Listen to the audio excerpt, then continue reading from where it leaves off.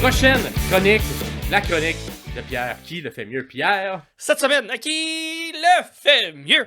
J'ai été parce qu'on a eu un bon retour la semaine passée, il y a 2 semaines maintenant presque, un retour avec le bon MJF qui nous est revenu dans la All Elite. Donc j'ai pris la balle au bon, je me suis dit, hey, qui le fait mieux dans les retours? J'ai été dans mes premières idées, j'ai été avec ce que moi je connais, j'ai été avec ceux que je crois sont très pertinents dans les dans les 10-12 dernières années. Donc, même un peu moins que ça, peut-être dans les 7-8 dernières années. J'ai été avec 3 gros retours à la WWE seulement, donc je me suis limité quand même à juste une compagnie. Donc, qui le fait mieux dans les retours entre les Hardy Boys à WrestleMania 33, un des très gros pop qu'il y a eu, présenté par les New Day, qui même eux avaient pas l'air d'être au courant que les Hardy Boys revenaient. Ouais. CM Punk à SummerSlam 2023. On s'y attendait un peu plus celle-là, mais le pop a été quand même le fun, surtout que c'est arrivé un peu après qu'on monte le petit logo, le trademark et tout ça. On pense que le pay-per-view est fini et là, sa toune est partie. Ou Edge au Royal Rumble 2020. Gros pop aussi de tout le monde. Donc, dans les retours de la WWE dans les 7-8 dernières années, qui le fait mieux entre les Hardy Boys, CM Punk ou Edge? Écoute, dans ces 3, on s'entend, WWE, c'est ça. Le but, c'est de faire des retours, d'une faire vivre des émotions, parce qu'il y a des retours. C'est quand même 3 bons choix. On dirait CM Punk qui m'a moins... Je sais pas, il y avait moins la petite effervescence, peut-être parce que aussi, je pense que son étoile avait peut-être un peu moins...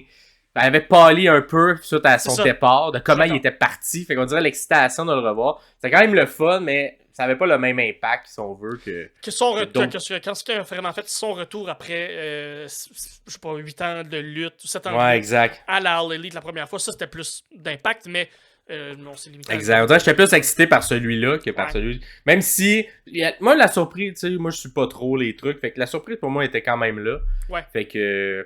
Sinon, dans les 2 autres, je pense pour vrai, je vais dire les Hardy Boys. Mm-hmm. Parce que je l'ai vécu live, puis c'est tellement. Tu sais, ils venaient de gagner toutes les ceintures des autres compagnies. Ouais. Et il arrivait. Tu sais, genre dans le même 3-4 mois, il avait tout gagné, les ceintures qui existaient sur la planète, par équipe. Ouais. Et le fait qu'il arrive à WrestleMania, c'était vraiment une grosse surprise. C'était aussi, tu sais, pas mal leur dernière chance d'avoir une belle run pendant qu'ils sont encore capables de bien lutter.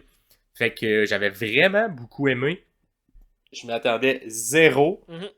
Puis non, je suis très content. Puis sinon, Edge aussi. Edge, c'était plus émotif comme retour.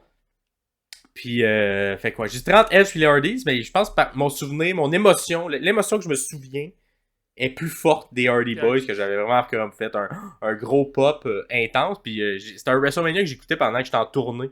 Puis je me souviens encore où j'étais quand j'étais là. Ouais. Alors que Edge, pas vraiment. Fait que tu sais, quand tu te souviens, t'étais où, dans quelles conditions, quand ça arrivait, c'est un bon souvenir. C'est un bon indice que ça t'a marqué. Ouais. Sinon, il y en aurait d'autres, moi, que je mettrais, mais je vais te laisser y aller avec toi. Non, mais on y ira après. Vas-y dans ces 3-là. Puis... Moi aussi, c'est l'Hardy Boys parce que moi, je l'ai pas vécu live, je l'ai vu par après. Puis même que c'est un pop que je vais réécouter de temps en temps, juste pour faire comme ouh, mon Dieu, il y a de l'émotion là-dedans. Puis il y a de quoi d'électrique qui se passe qui est vraiment incroyable. Puis c'est ça, quand on se remet. Dans le contexte de tout ça, la grosse run qu'il venait de faire. Puis je trouve que aussi, il est plus. On le voit moins venir, vu que c'est dans un WrestleMania, dans le sens où un Royal Rumble comme le retour de Edge, Royal Rumble, ça peut porter à certains retours comme ça. Pas qu'on s'y attend, mais presque quand même. Tandis que le WrestleMania, souvent, les retours vont être après, vont être au Raw du lendemain. Donc, je trouve ça vraiment bien que ça a été fait pendant le show of shows. C'est que moi aussi, ça va être les Hardy Boys pour un peu toutes les mêmes raisons. Génial. Puis sinon, moi, de toute l'histoire de mon équipe de lutte, le moment où j'ai le plus popé d'un retour, c'est John Cena, qu'on a parlé dans la première chronique, mais John Cena au Royal Rumble de 2008.